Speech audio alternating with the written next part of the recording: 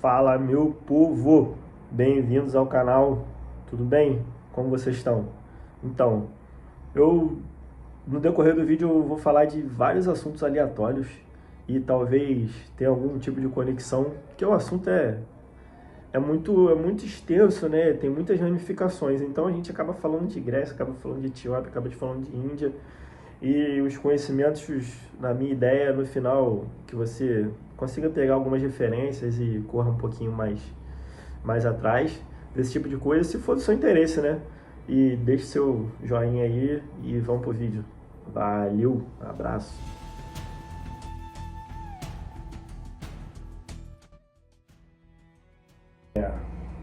Voltando, caiu tudo aí, enfim.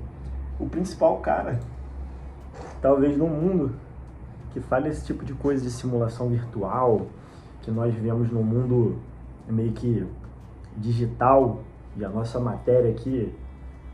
Uma vez eu vi isso na Discovery, que quando você vai decompondo a matéria até o estado ali dos átomos, e após os átomos chega um ponto que vai ficando tão pequeno que parece que se tornam pixels. Se você aproximar muito a câmera de uma forma, porra, milhões e milhões e milhões e milhões de proximidade, parece que tudo se tornam pixels. Então, e basicamente, quando você pega assim, o principal ponto nesse quesito é o que a gente tem, é tudo impulso elétrico, né? O que a gente toca, o que a gente sente, o que a gente cheira, o que a gente pensa, o que a gente vai falar, são tudo impulsos elétricos que são neurônios que mandam a informação via corrente elétrica, enfim. E mais um ponto, ontem eu estava vendo, por isso que foi um dos motivos de eu ter feito esse vídeo hoje, mas na verdade eu tenho essa ideia já, essas ideias doidas aí que quase muita gente tem, mas a gente fica com medo de ser julgado, enfim, de colocar isso pra fora, né? Mas já tô com meus 35 anos, já não tô ligando mais pra nada nessa vida, pra falar a verdade. Exceto estar em paz com a minha consciência, como sempre foi, né? Mas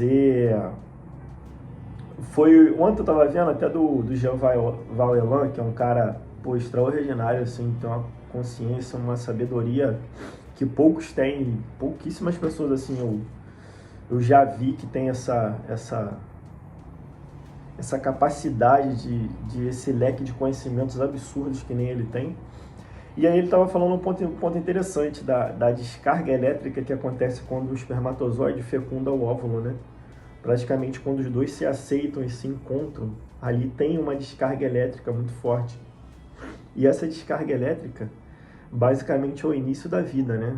Segundo ele, o ensinamento que ele tem da parte mais do Bhagavad Gita, né? Nesse momento que o espírito se conecta à alma e que vai se conectar ao futuro corpo. Porque tem essa divisão, né? Essa trindade existencial aí. É o espírito, alma e corpo.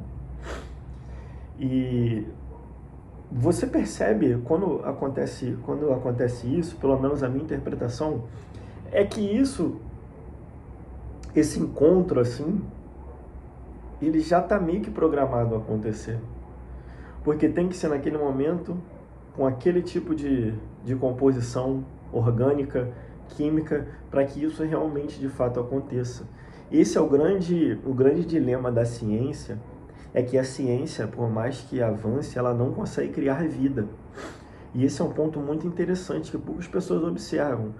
Você vê uma formiga, um formigueiro, uma colmeia, enfim, muitos organismos, até a microbiologia aí dos bactéria, vírus, enfim, tudo se procria e se replica de uma forma meio que autônoma. Só que uma programação específica, nada acontece por acaso ali. Em uma semente, para você ter só essa consciência, em uma semente, você tem uma floresta inteira. Se você pegar uma semente de trigo, você consegue fazer uma plantação imensa para alimentar o mundo praticamente. Em uma semente de milho, você, enfim, isso daí é outra coisa que você percebe que nada é aleatório. Não tem aleatoriedade. Ali dentro de cada semente ou do nosso organismo já está a programação do que a gente vai procriar. Você não vai ver um ser humano procriar um milho, ou um milho procriar um ser humano. Não existe essa coisa aleatória. Então, eu tenho feito esse tipo de observação desde até muitos anos atrás, de você observar que parece que é tudo uma simulação, que cada povo, aí a gente já está puxando um pouco mais para o espiritismo, né, dos exilados de Capela. Quando o exílio lá da Capela, que era um mundo com muito desenvolvimento, enfim, que ele chegou a um certo ponto que a sociedade se autodestruiu. Essas almas, praticamente, esse povo migrou para cá. E cada povo daquele com cada característica individual foi criando um determinado tipo de povo.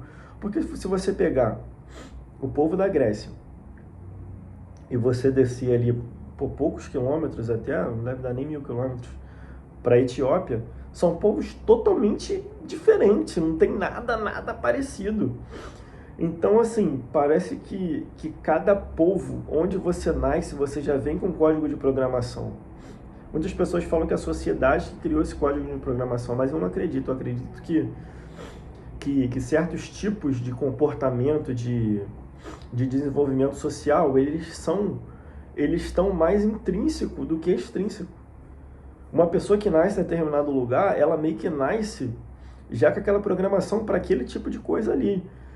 Então, é difícil você tentar colonizar alguém.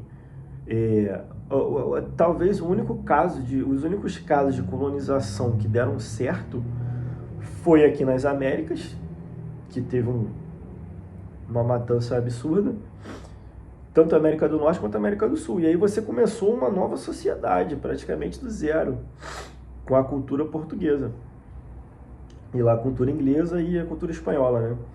Mas se você for pegar os países da África, que já tinham uma sociedade estabelecida, eles ficaram séculos ali sobre o domínio e voltaram a ser como eles eram praticamente. Voltaram a ter a soberania deles, a cultura deles, não tiveram poucas assimilações.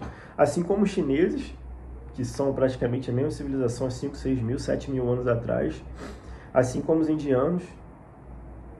Então, os japoneses. Enfim, embora o Japão praticamente tenha se tornado um estado americano, né? Mas praticamente eles absorveram o que é de bom, mas a cultura em si deles é a cultura milenar. A nossa cultura aqui praticamente foi se refazendo, né? Mas enfim, eu queria levar esse ponto, senão o vídeo vai ficar muito grande, eu estou falando de muitos assuntos totalmente aleatórios, né? E a ideia não era muito essa. A minha ideia também é questionar o que você pensa sobre isso. Deixe seu comentário, se você curtiu, deixe seu joinha aí para que o canal, para que eu tenha até mais estímulo para tentar produzir, porque esses vídeos dão trabalho mesmo. Hoje eu entendo porque as pessoas ficam pedindo tanto like, tanta curtida, porque dá trabalho você editar.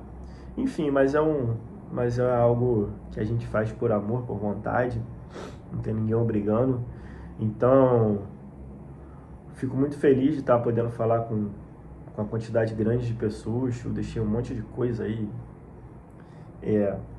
para quem tiver interesse procurar e ir atrás, sobre o véu de Maia, a caverna de Platão. Até os gregos tinham essa ideia, né? Platão tinha muito essa ideia, que tudo já existia no mundo das ideias. E nada surgia ao acaso. Para alguém inventar uma cadeira, essa cadeira já existia no mundo das ideias. Então, a pessoa que tem essa canalização, consegue canalizar esse tipo de imagem e trazer para o mundo real, é que ela teve uma conexão. O próprio Tesla falava que a maioria das coisas que ele produzia vinha dos sonhos, né? Ele sonhava e as fórmulas estavam na cabeça dele. Assim como nós, né? Muitas ideias que a gente tem, muitas das vezes a gente acorda já com aquela ideia na cabeça, pô, vou fazer isso, vou ligar para fulano, eu vou resolver esse problema hoje. Bom, tive uma ideia aqui de, sei lá, comprar um carro, vou comprar uma televisão, pô, sonhei que eu conseguia fazer aquilo. Enfim, então existem coisas que estão muito além da nossa da nossa compreensão e do nosso controle. Então, talvez essa simulação ela seja a Matrix mesmo, né? De onde surge muita coisa das nossas ideias, dos nossos pensamentos. E tenham uma semana abençoada, um ano abençoado e tudo de bom, pessoal. Até a próxima. Bye, bye.